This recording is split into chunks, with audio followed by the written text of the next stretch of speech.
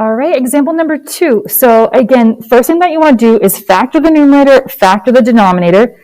Now, in this particular case, you were able to factor the numerator, but nothing canceled, and that's okay. If things canceled, that just means that your function has a hole. So this is still a rational function. The graph just doesn't have a hole. So we'll write it out in that factored form. The factored form makes it easier to find the pieces, those characteristics. My vertical asymptote is what I'm going to find first. So again, to find the vertical asymptote, set the denominator of your reduced function equal to 0, solve for x. So my vertical asymptote is at x equals 2. For the horizontal asymptote, you can look at the original or the reduced. Now over here, I'd have x squared over x. And so you might find it easier to look at the degrees in the original for only that horizontal asymptote. The degree is bigger in the numerator. So if it's bigger in the numerator, if it's bigger on the top, there's no horizontal asymptote. But if that degree of the numerator is 1 degree larger, like it is here, that means you have a slant asymptote. And so to find the equation of a slant asymptote is a diagonal line. So it's going to be in the form y equals mx plus b. So we can use division. For this, we can use synthetic division only because you're dividing by a linear polynomial. So let's do synthetic. If x minus 2 is the factor, then 2 is the root, is the 0 that I'd be plugging into synthetic. So I list off my coefficients and we roll through synthetic. So drop the first number, multiply by 2, add the columns, multiply by 2, add the columns. Now when you are finding that slant asymptote, you do not care about the remainder. I know that seems weird, but you don't care about it. You only care about the slope and the y-intercept. So when I write my equation of that diagonal line, it's y equals 1x minus 1. So it has a slope of 1 and a y-intercept of negative 1. There was no hole because, again, nothing canceled like in the last example.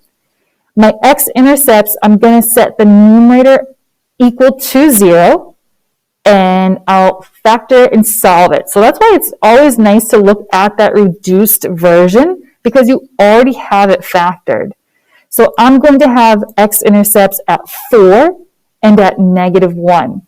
An x-intercept is an ordered pair, so it is a good habit to pick up of writing them as ordered pairs because it's easy to confuse an intercept with an asymptote if you write them as such. So get in the habit, write your intercepts as points. My y-intercept is that last critical piece I want to find. I'm plugging in 0 for x. So if I plug in 0, I'll have negative 4 times 1 over negative 2. So negative 4 divided by negative 2, I get a value of positive 2.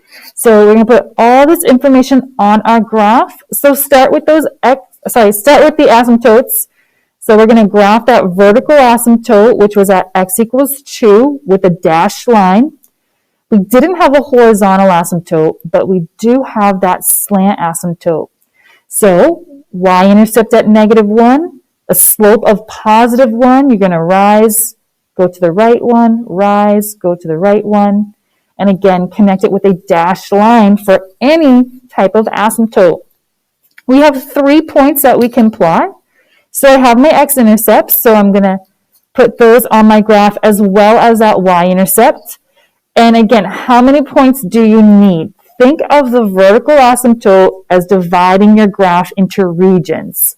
This function has 1, 2 regions. You need at least 2 points in each region. So technically over here, I have 2 points. So I could take my pencil, connect the points, and have the curve approach those asymptotes. But we want more accurate graphs, so for practice sake and for showing you all these details, I'm going to plug in an additional point over here. So I'm going to plug in 1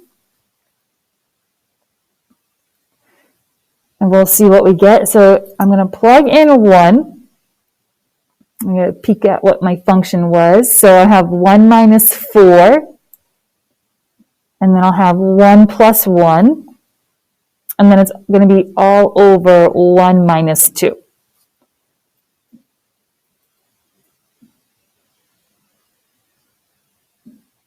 And so simplifying, so I have negative 3 times 2 in the numerator. In my denominator, I have negative 1. So negative 6 divided by negative 1 is going to be a positive 6. So at the coordinate 1, 6, I'm going to plot that point. And then I need more points over here because I only have 1 point. So I'm going to plug in 3, and we'll see where that point is going to fall.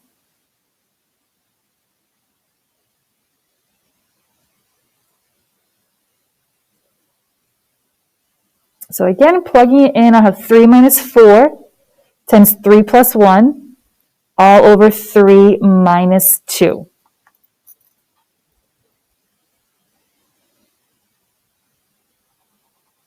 So on the top, I have negative 1 times 4, all over 1. So I end up with negative 4. So I'm going to plot that point at 3, negative 4. And now I have 2 points, so that is enough information. I'm going to take my pencil, connect those 2 points, and again, the asymptotes are like magnets. Your graph is going to approach them, but it will not cross them. In terms of my domain, the domain is really the only piece where you're looking at the original. You set the original function's denominator equal to 0, and solve for x. And that's why x cannot be, because if you look at the graph, that's where the vertical asymptote was. And vertical asymptotes are where that function is not defined. As far as my range goes, there was no hole on this graph. And if you look, this graph is going to reach every y value. There's no limit to where it's going to be limited. So in that case, if there's no restrictions, we'd say that our range is all real numbers. All right, have a great week, everybody.